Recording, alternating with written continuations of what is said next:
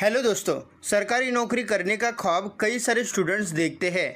School पढ़ाई पूरी करने के बाद कई सारे स्टूडेंट्स सरकारी नौकरी में अपना करियर बनाना चाहते हैं। 10th और 12th के बाद कैंडिडेट्स के लिए गवर्नमेंट जॉब्स के दरवाजे खुल जाते हैं। अगर आपने भी अपनी 12th किसी भी स्ट्रीम से पास करी है तो आप सरकारी नौकरी की तरफ आगे बढ़ सकते हो। तो दोस्तों, आज की इस वीडियो के अंदर मैं आपको 12th बेसिस पर कौन कौन से गवर्नमेंट जॉब्स आप ले सकते हो इनके बारे में डिटेल में बताने वाला हूँ। इन सारे जॉब्स में आपको अच्छी सैलरी के साथ साथ गवर्नमेंट के सारे बेनिफिट्स मिलते हैं। तो चलो इस वीडियो की शुरुआत करते हैं और टॉप 10 हाई सैलरी देने वाले 12th बेस्ड गवर्नमेंट जॉब्स के बारे में जान लेते हैं। तो दोस्तों, 10th नंबर पर है आरआरबी ग्रेड डी जॉब्स। इसके अंदर track maintainer, grade 4, helper, assistant, pointsman, electrician etcetera जैसे जॉब्स होते हैं। ये सारे रेलवे के अंतर्गत आते हैं।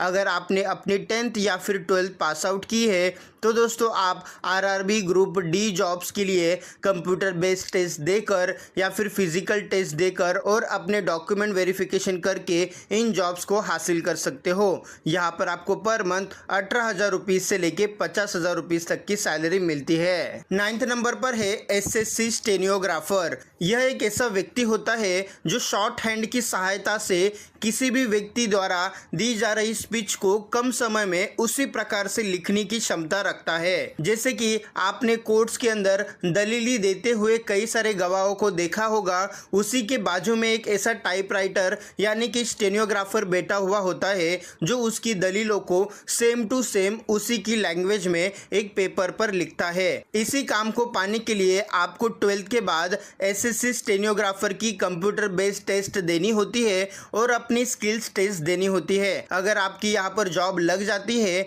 तो दोस्तों आपको पर मंथ 15,000 रुपीज से लेके 50,000 रुपीज तक की सैलरी मिल जाती है। इसी तरीके से 8वें नंबर पर है ऑफिस असिस्टेंट या फिर ड्राइवर।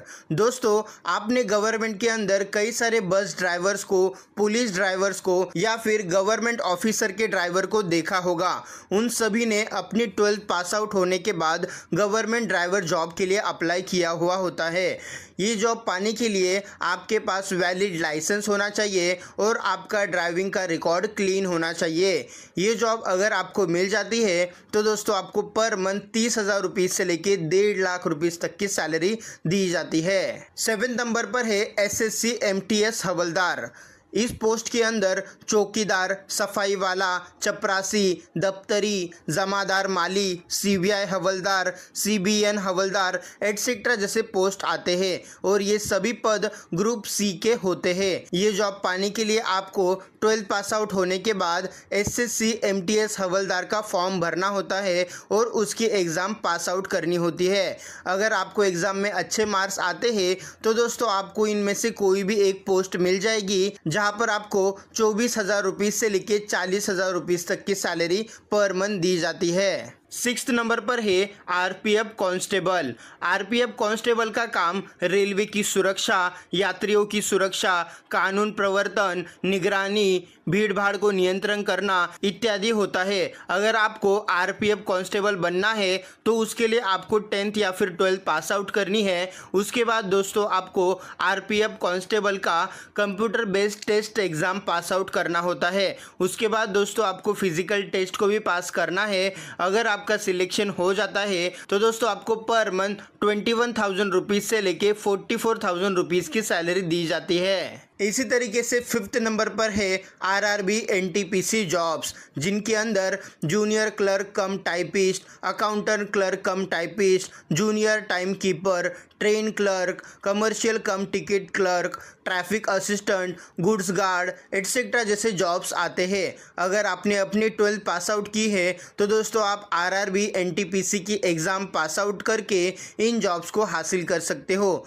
जहां पर आपको पर मंथ 35,000 रुपीज़ से लेके 55,000 रुपीज़ की सैलरी दी जाती है। 4th नंबर पर है एसएससी जीडी कांस्टेबल। इस जॉब में आपको सुरक्षा, चौकीदारी, संपर्क बनाए रखना और अन्य सामान्य काम करने होते हैं। अगर आपको ये जॉब को हासिल करना है तो आपको 12th के बाद कांस्टेबल जनरल ड्यूटी यानी कि जीडी की एग्ज़ाम देनी होती है। ये एग्ज़ाम अगर आप अच्छे मार्क्स से पास आउट करते हो तो दोस्तों आपको पर मंथ 20,000 रुपीज़ से लेके 70,000 रुपीज़ तक की सैलरी दी जाती है।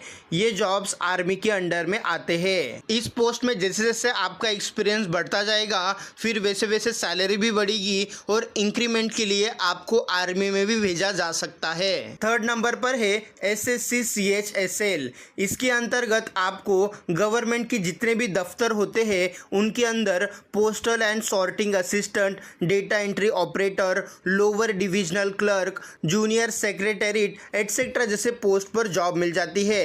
इन जॉब्स को पाने के लिए आपको 12th के बाद SSC CHSL की एग्ज़ाम पास आउट करनी होती है। इस एग्ज़ाम में अगर आप अच्छे मार्क्स लाते हो और आपका सिलेक्शन हो जाता है तो दोस्तों आपको पर मंथ 25,000 रुपीज़ से लेके 81,000 रुपीज़ तक की सैलरी दी जाती है। सेकेंड नंबर पर है मर्चेंट नेवी जॉब्स। दोस्तों मर्चेंट नेवी के अंदर 12 बेसिस पर कई सारे जॉब होते हैं, जैसे कि आपको डेक डिपार्टमेंट के अंदर एंड इंजन डिपार्टमेंट्स के अंदर जॉब मिल जाते हैं। लेकिन जैसे जैसे आपका एक्सपीरियंस बढ़ता है तो दोस्तों आपको सोफिस्टिकेटेड जहाज़ों, सबमरीन, मिसाइल्स, डिस्ट्रॉयर इत्यादि हैंडल करने की जिम्मेदारी दी जाती है। इसके अलावा सोनार और रडार को ऑपरेट करने का भी आपको जिम्मा दिया जाता है। इन जॉब्स को हासिल करने के लिए आपको 12th के बाद NDA की एग्ज़ाम पास आउट करनी होती है और कुछ महीने की ट्रेनिंग लेनी होती है। फिर दोस्तों आपको मर्चेंट नेवी के अंदर इन पोस्ट पर जॉब मिल जाती है, जहां पर आपको पर मंथ 21,000 रुपीज़ से लेके 1.5 लाख रुपीज़ तक की सैलरी दी जाती है। एक्सपीरियंस के हिसाब से आपका रैंक भी बढ़ता है और आपकी सैलरी भी इंक्रीज होती है। एंड दोस्तों टॉप नंबर 1 पर है इंडियन आर्मी जॉब्स। दोस्तों इंडियन आर्मी के अंदर भी 12 बेसिस पर कई सारे जॉब्स होते हैं, जैसे कि army soldier, army clerk, army nurse, army store keeper, army tradesman, general duty etcetera जैसे जॉब्स होते हैं। इन जॉब्स को पाने के लिए आपको 12th के बाद NDA की एग्ज़ाम पास आउट करनी होती है और कुछ महीने की ट्रेनिंग लेनी होती है। इंडियन आर्मी के अंदर आपकी सैलरी काफ़ी तेज़ी से बढ़ती है और अगर आपको इंडियन आर्मी में इन पोस्ट पर जॉब मिल जाती है तो दोस्तों आपको पर मंथ 21,000 रुपीज़ से लेके 1.5 लाख रुपीज़ तक की सैलरी पर मंथ दी जाती है। जैसे जैसे आपका रैंक एंड पोस्ट बढ़ता है तो दोस्तों इंडियन आर्मी के अंदर आप पर मंथ 2.5 लाख रुपीज़ तक की सैलरी भी ले सकते हो। तो दोस्तों ये है टॉप 10 हाई सैलरी देने वाले गवर्नमेंट जॉब्स, जिनको आप ओनली एंड ओनली 12th के बेसिस पर अप्लाई करके ज्वाइन कर सकते हो। उम्मीद करता हूँ आज का वीडियो आपके काम आ गया होगा। इस वीडियो को शेयर करके लोगों की मदद करो। आपका प्यार देने के लिए और ऐसे वीडियोस हर रोज़ देखने के लिए सब्सक्राइब करें हमारे चैनल को। धन्यवाद।